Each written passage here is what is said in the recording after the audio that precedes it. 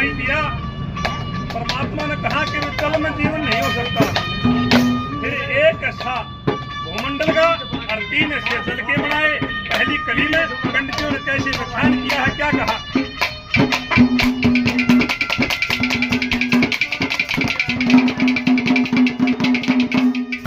और बाजीगर ने मंत्र पढ़ के, बाजीगर ने मंत्र पढ़ के ऐसा खेली रचाया जी।